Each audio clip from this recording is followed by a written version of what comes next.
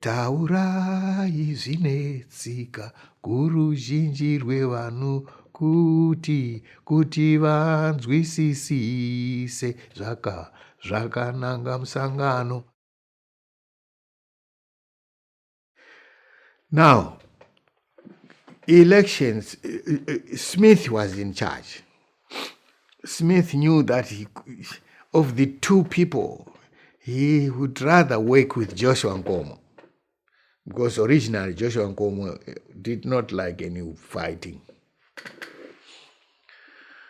So in 1975, for instance, he goes to talk to Joshua Nkomo, says, you know what, let's form a unity government, you and I.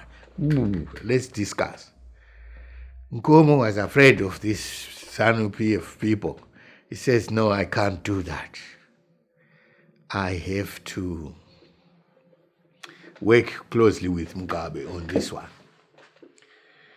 And so international community again are calling for the end of this war. It was too much. And it was obvious that no, the ZANU forces or the liberation forces were going to win.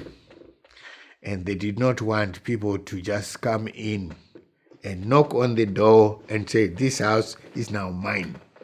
Because it was going to happen. We as youth were told that when on the day of independence, you just run into town, take as much as you can. So it explains the vandalism that is possible in these matters, or the struggles of taking over. And so it was that, at the end of the day, there was the Lancaster House Agreement. Another contradiction, because it is causing a lot of problems instead of a lot of solutions. It is the Lancaster House Agreement was primarily to end the war and to create an atmosphere of free and fair election where all parties were to decide and to work together. Fair enough. But then, when it came to the land question, there was no financial agreement, as far as I can understand, of how many dollars to pay the settlers who have lost their farms.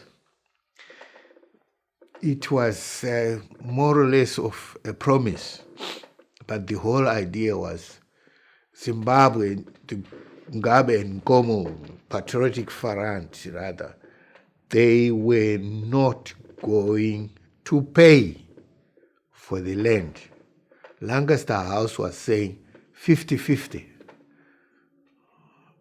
Government of Zimbabwe pays 50 and the British government pays 50 to give the farmer who is selling his farm. The government of Zimbabwe rightly said they cannot buy the land from their own land. It was just a point of principle. But, for Mugabe, it was not the major thing.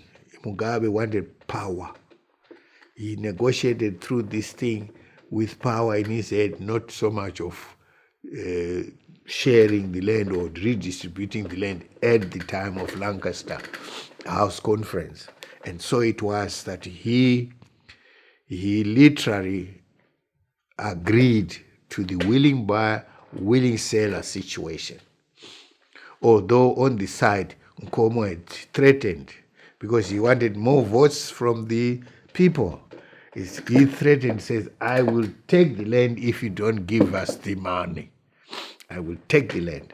Mugabe says, well, I can't do that. I'm prepared, willing buyer, willing seller. So he agreed technically with the proposal by the then Lord Carrington, or whatever his name was, to say, whoever wants to sell, we buy, but you will pay because we have no money.